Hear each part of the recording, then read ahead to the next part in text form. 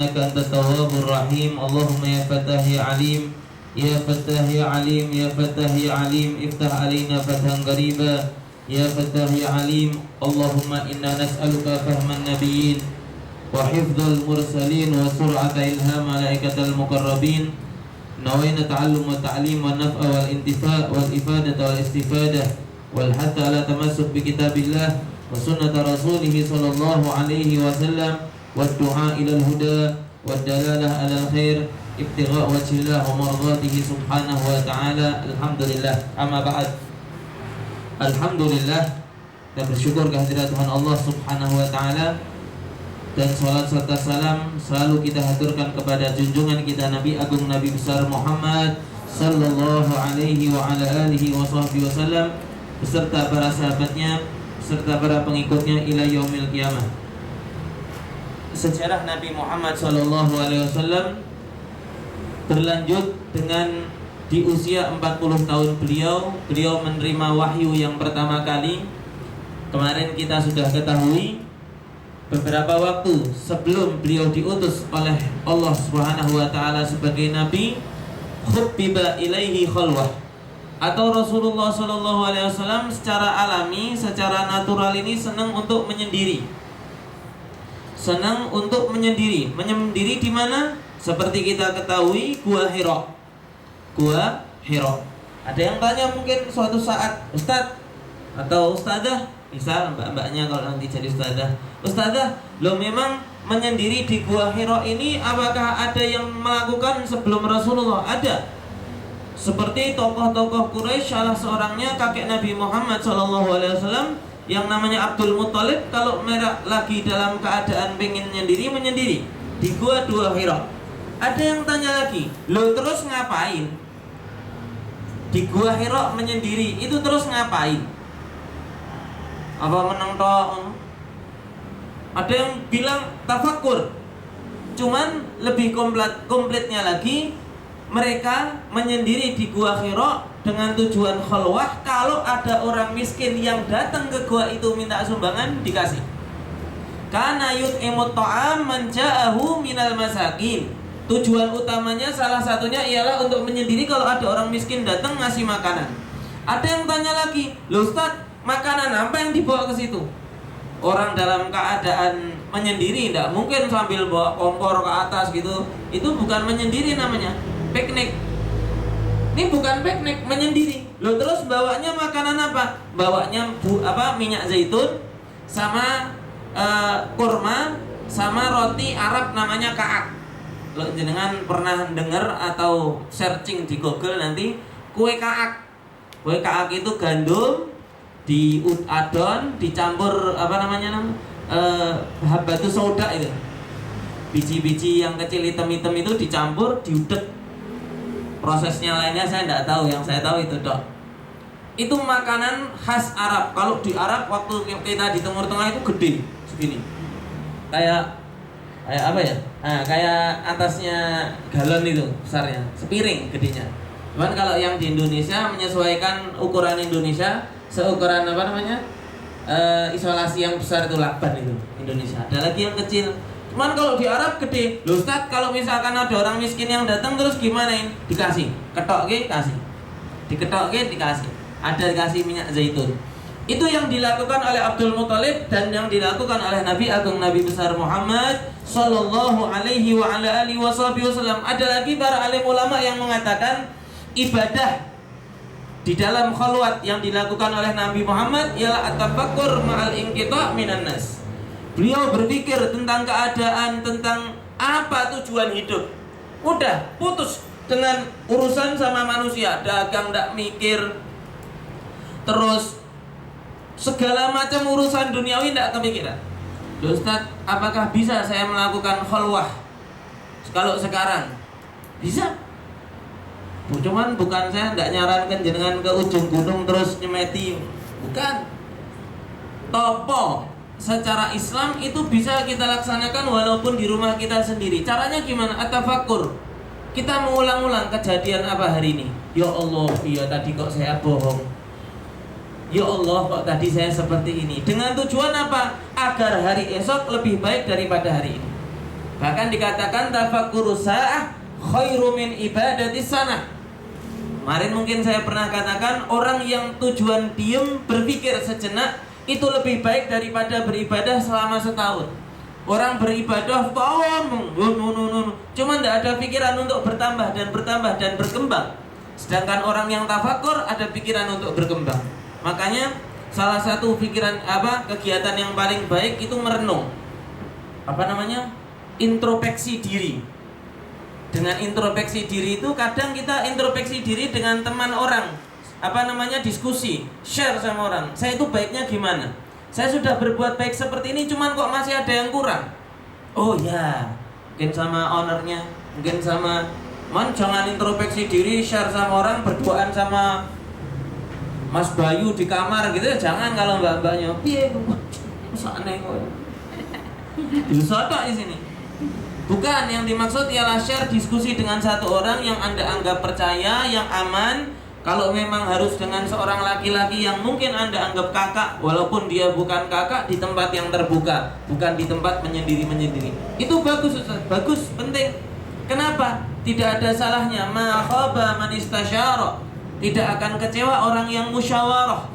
Bahkan di dalam salah satu firman Allah Ta'ala, wa amruhum syura bainahum. Urusan mereka ialah syura, dengan musyawarah. Ini termasuk salah satu hal yang penting ya. Adabul musyawarah. Kalau lagi dalam keadaan rapat ini penting sekali. Apa itu? Biasanya tujuan musyawarah ataupun rapat untuk mengkerucutkan satu pendapat yang harus diikuti oleh seluruh kelompok. Betul? Sini mestinya sering rapat. Biasanya banyak perbedaan pendapat. Yang A bilang ini, yang B bilang itu, yang C bilang gini, yang D bilang gitu. Sampai biasanya ada suara terbanyak. Biasanya ada keputusan di tangan ketua. Termasuk salah satu adabul musyawarah ialah kalau memang di dalam majelis itu kita memiliki pemikiran yang berbeda, cuman kalau sudah keluar dan disepakati di dalam ruang diskusi rapat ini, semuanya sudah punya pendapat yang sama dan berjuang untuk satu pendapat ini. Halo, mudah-mudahan. Jadi kalau misalkan di dalam majelis, di dalam rapat ini kita berbeda, yang mbaknya saya ini, jangan ini, debat, monggo, diskusi terbuka boleh dengan alasan-alasan yang enak. Kalau kamu pendapat seperti itu, nanti kalau kayak gini gimana? Kalau kayak gini kita gini. Kalau kayak gini, kalau kamu gini gimana? Mungkin kalau di dalam pondok ya, namanya rapat atau bahtul masail, memecahkan masalah itu goyang banget. Waduh, sampai kamu kalau gini terus gimana kita? Cuman mereka keluar dengan satu jawaban dan semuanya setuju dengan itu. Setuju? Setuju? Setuju. Begitu pula di dalam rapat. Jamaah yang dimuliakan Allah, tafakkur. Salah satunya dengan kita share, dengan diskusi. Yang salah satunya lagi dengan tafakur, introspeksi diri dengan tafakur, berpikir sendiri. Wah, iya ya. Saya sering itu. Kemarin salah satu contoh, saya mau jemput bapak saya di rumah. Ini bapak naik mobil loh. Naik mobil itu kecepatan di dalam kampung 20 km per jam. Ini share ini. 20 km per jam itu cepat atau pelan? Pelan banget loh. Ketika saya berhenti di depan masjid, kunci, bapak-bapak naik motor gitu, Mas minta maaf dulu sebelumnya Mas. Oh iya Pak, ada apa Pak? Saya pakai gamis waktu itu, baju panjang, karena mau hadir acara memang. Bukan gamis perempuan loh Pak, ngawur banget. Gamis laki-laki. Gamis laki-laki warna putih, tidak pakai peci karena cuma mau masuk rumah bapak. Mas maaf Mas, bapak-bapak itu sambil rodok merengut gitu, gini. Saya tidak tahu itu merengutnya karena tidak suka dengan saya atau dia keder. Biasanya orang keder itu untuk mempertahankan senyum susah. Orang keder itu bisa dari muka kelihatan canggung, jadi kayak rasa senang. Padahal dia bukannya tidak senang. Dia bilang, Mas maaf Mas, kalau jalan di jalan kampung ini jangan cepet-cepet. Saya, loh maaf Pak sebelumnya Pak, Saya itu udah 20 km per jam loh Pak, kecepatan 20 km loh. Mas ini jalan kampung loh Mas. Lah iya Pak, saya tahu ini jalan kampung. Cuman ini 20 km per jam tuh pelan sekali loh Pak. Saya bilang gitu. Dianya diem sambil mencurang. Nggih, ngoten Pak nggih, saya tak mau jemput Bapak. Ketika jemput Bapak, Kang Senen jam 7:30, jam 8 Bapak saya masih mandi. Wah. Terus di situ ada kaca besar di rumah Bapak, terus saya mandang ke wajah saya sendiri. Ayo, coba kamu bilang tadi ketika ditegur sama orang, oh iya Pak, makasih, besok saya akan perbaiki. Selesai, pono senang. Sayanya juga tenang, tidak ada perasaan merasa bersalah. Ngapain tak timbali? Ngapain tak jawab? Tuh sambil ngocok, ngopo mbok jawab? Hasilnya malah besok kalau ketemu sama orang itu mungkin ada ketidakakraban karena pernah ketemu di dalam suasana yang canggung. Coba, oh nggih Pak, matur nuwun sangat Pak. Besok kalau saya lewat tak alonken. Ra dialonke ora apa-apa. Wong orang larang kok. Ndak ada larangannya. Cuman berusaha untuk melegakan dia. Ngapain pakai tak jawab? Terus saya nyesel itu. Dan penyesalan ini datangnya kapan? Ketika saya tafakur nunggu bapak saya mandi keluar dari kamar mandi sendiri. Besoknya saya lewat di daerah situ ternyata ada plang tulisan 30 km per jam. Berarti posisi saya tidak salah. Walaupun kenapa kok saya tidak nuruti omongan bapak-bapak itu? Oh iya Pak, makasih. Selesai. Betul enggak? Coba jenengan dibilangin sama orang tuanya, kadang enggak usah jawab. Nggih Pak, Bu, matur nuwun. Enggak usah dong. Ora Pak. Atau mbaknya, Mbak Tika, Mbak Honor, gini. Ya. Sambil dengan terus bersulat dalam hati.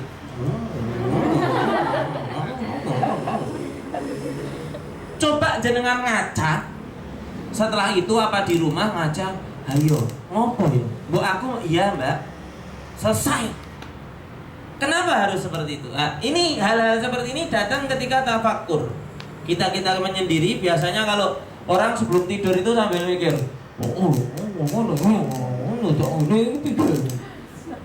coba jenengan taruh kalau Anda di posisi orang itu.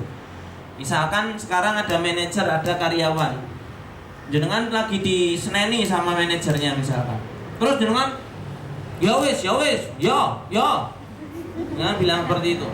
Coba ketika jenengan tafakur, jenengan pikir kalau saya di posisi manajer digitukan sama karyawan terus rasanya gimana?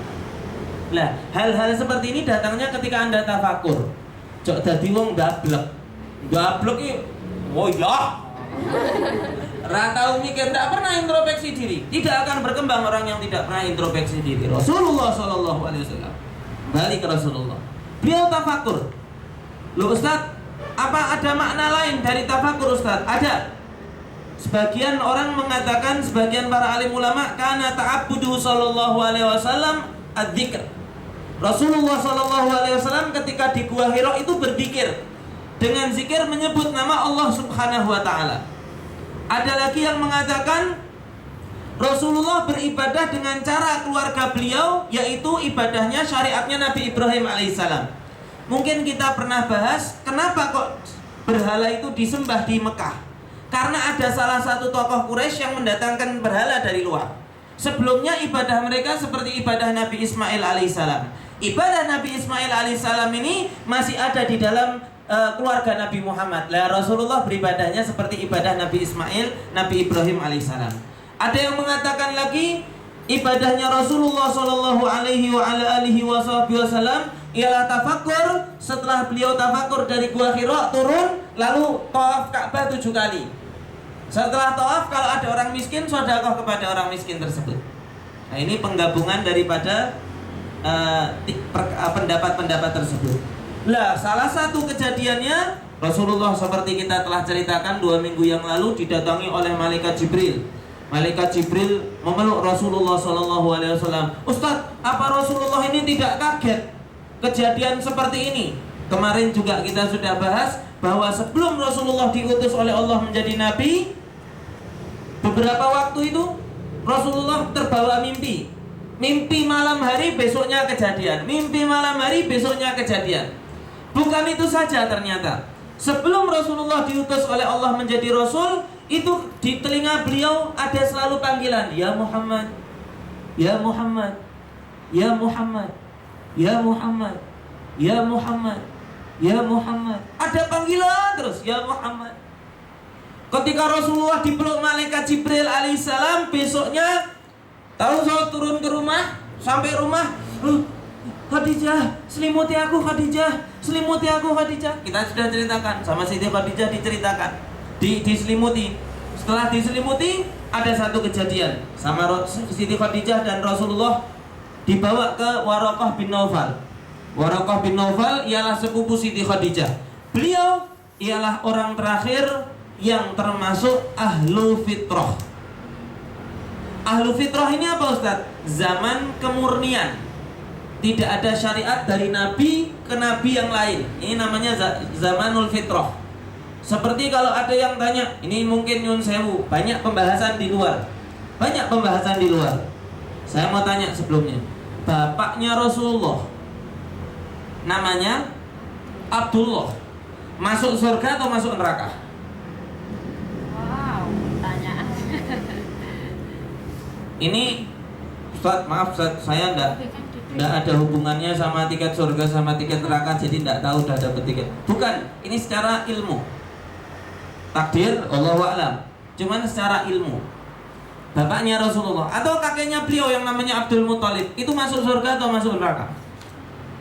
Atau misalkan lagi bae jenengan misalkan Rini bin Rono bin Rene bin misal bae jenengan Mbah Prawiro Sudirto misal, mbah yang nomor itu siapa? Wah, enggak Ustaz. Lah, suatu terah keluarga saya itu masuk Islam mbah kelima. Loh sebelumnya bukan muslim. Misal, jenengan bisa ketahui. Lah mbah jenengan Prawiro Sudirto itu masuk neraka atau masuk surga? Halo? Didoakan. Loh. Masuk surga kan didoakan yang sudah meninggal dan sudah yang di tahiyat itu. Ya. Doa. Apa itu? Yang artinya selamatan buat orang muslim yang sudah meninggal maupun yang masih di dunia. Ayo, satu jawaban yang lain. Ayo dong. Nggak salah nggak potong gaji. Nggak salah nggak potong gaji. Lah, jawabannya nek kesuwen ngenteni jawabannya jenengan. Jawabannya ialah orang yang tidak mengalami zaman kenabian atau mereka belum tersampaikan kepada mereka agama Islam. Tidak ada orang memperkenalkan kepada mereka Nabi Muhammad, la ilaha illallah Muhammadur Rasulullah. Mereka namanya ahlul fitrah. Mereka tidak dikatakan masuk surga, juga tidak dikatakan masuk neraka, dikatakan suatu tempat khusus untuk orang-orang yang tidak mengetahui apa itu Islam, apa itu Allah, apa itu Nabi Muhammad. Namanya ahlul fitrah. Atau kalau bahasa Indonesianya zaman murni, kemurnian. Tidak salah mereka. Mereka tidak beriman, tidak salah. Orang ngerti. Oke? Kalau di Papua Lah, ada salah satu syarat iman itu harus ada 5 perkara. Salah satunya ialah bulughud dakwah. Telah tersampaikan kepada mereka apa itu Islam. Jadi kalau orang yang belum tersampaikan kepada mereka Islam, kita tidak, wah kafir kok. Nggak bisa. Wah kurang ngerti Islam ki apa. Yang namanya orang yang dikatakan kafir ialah mereka sudah tahu ada Islam, lalu mereka dengan tegas menolak Islam. Ini kafir. Jadi kita harus tahu makna kafir ialah orang yang ingkar. Orang yang ingkar. Ada namanya kufrun nikmah, mengingkari nikmat yang telah Allah berikan. Itu bukan kufrul iman ya. Bukan kufrul iman, bukan mengingkari keimanan. Dia beriman, cuman mengingkari nikmat yang Allah Ta'ala berikan kepadanya. Ini kufrun nikmah. Ini masuk surganya ya Allah alam, tergantung amal saleh amal buruk. Cuman kalau kafir iman, mengingkari keimanan, dia sudah datang kepadanya Islam, dia tahu la ilaha illallah Muhammad Rasulullah, dia mendengar cerita tentang Nabi Muhammad. Saya barusan di Facebook mendengar ada salah satu pastor Kristen, temannya pastor Katolik, dia berada di malam ketika pastor Katolik ini masuk Islam. Dan ternyata agama Katolik ini ada sebelum Nabi Isa 300 tahun. Karena agama Katolik ini aslinya menyembah matahari. Agama Katolik aslinya menyembah matahari. Agamanya kerajaan Romawi kuno, sebelum adanya Nabi Isa alaihissalam. Terus tadi Katolik Roma. Jadi Katolik Roma ini satu kerajaan. Kerajaan ini memiliki agamanya agama Katolik. Arti daripada Katolik ialah universal ataupun umum. Setelah datang, jadi loh Ustaz, terus yang membunuh Nabi Yahya, Nabi Zakaria, Nabi Isa itu siapa? Ini mereka, orang-orang yang beragama Katolik. Lalu lama-kelamaan Katolik ini mengadopsi agama Kristen. Jadi kalau Kristen ini memang agama yang dibawa oleh Nabi Isa alaihissalam, ataupun mereka mengatakan Nasoro, bukan Kristen, Nasoro atau Nasrani. Inna Nasoro, di dalam Al-Quran pun ada. Walang tardo angkal Yahudu walan Nasoro. Nasoro itu siapa? Pengikutnya Nabi Isa alaihissalam. Cuma mereka itu mengingkari apa yang ada di dalam Injil itu sendiri. Ini kok sejarah Nabi Muhammad tekan gini. Fitrah, ahlul fitrah tadi. Mereka di dalam ada itu Injil Markus ayat berapa gitu, katakanlah bahwa tiada Tuhan selain aku. Itu mereka mengingkari kalimat itu tersebut sendiri. Ada itu Facebook itu kadang kita dapat ilmu yang luar biasa nih. Ada pastor, ada dokter Zakir Naik dan lain sebagainya, itu istimewa ya. Itu kita ambil hikmahnya, kita tanya kepada orang yang terdekat di antara kita, bagus kita ambil, jelek jangan kita ambil. Jamaah yang dimuliakan Allah Subhanahu wa taala, orang-orang sebelum Nabi Muhammad diutus, ada orang terakhir yang namanya Waraqah bin Nawfal. Beliau dikatakan orang terakhir di zaman fitrah.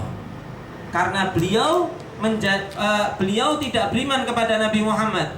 Cuman beliau ketika diceritakan tentang malaikat Jibril, Waraqah bin Nawfal mengatakan, Kudus, Kudus, Kudus. Ini namus ini. Namus itu artinya apa? Ini malaikat Jibril yang datang kepada Musa, yang datang kepada Isa. Kalau misalkan besok lagi kamu dipanggil ya Muhammad, terbit. Karena ketika ada kalimat ya Muhammad, Rasulullah langsung lari. Takut beliau. Apa yang ditakutkan oleh Rasulullah? Maklum, di zaman itu banyak dukun. Di zaman itu banyak ilmu-ilmu klinik. Iya, jadi kalau misalkan mereka ada permasalahan, kadang mabur ke doro. Kalau misalkan ke kanan berarti tandanya ini, ke kiri tandanya ini. Dorone mabur kanan. Oh, kanan. Kadang mereka ke dukun. Dukun terus gimana? Jin. Ada ketakutan di dalam hati Rasulullah, takutnya ini setan jin ini. Lalu ketika Rasulullah takut itu, Siti Khadijah mengatakan, "Kala absyir, la yuzikallahu abada." Wahai suamiku, wahai anak pamanku, jangan takut kamu. Tidak mungkin Allah Tuhan kita akan mengecewakan engkau. Engkau ini selalu menyambung tali silaturahim. Engkau jujur. Engkau menolong orang. Apa yang tidak engkau lakukan dari kebaikan? Tidak mungkin kok setan berani sama kamu. Dulu kemarin saya tegaskan, posisi istri ketika suaminya drop itu penting sekali. Penting sekali. Ini yang dilaksanakan oleh Siti Khadijah radhiyallahu ta'ala. Setelah itu lalu turun ayat yang kedua, yaitu ya ayyuhal mudaththir qum fa'anzir wa rabbaka fakabbir wa thiyabaka fatahhir wa rujza fahjur wa la tamnun taksir wa li rabbika fabbir, dan lain sebagainya. Rasulullah mudah mulai sabit. Lalu ada waktu di zaman itu Rasulullah SAW menjadi seorang nabi. Apa itu nabi? Mengajak hanya sekedar kanan kiri yang beliau anggap keluarga. Salah satu di antara mereka ialah sahabat Rasulullah sebelum Rasulullah diutus menjadi seorang nabi, yaitu Abu Bakar As-Siddiq radhiyallahu taala anhu, atau yang namanya Abdullah bin Quhafa. Atau beliau memiliki gelar namanya Atik. Jadi kalau ada orang namanya Atika,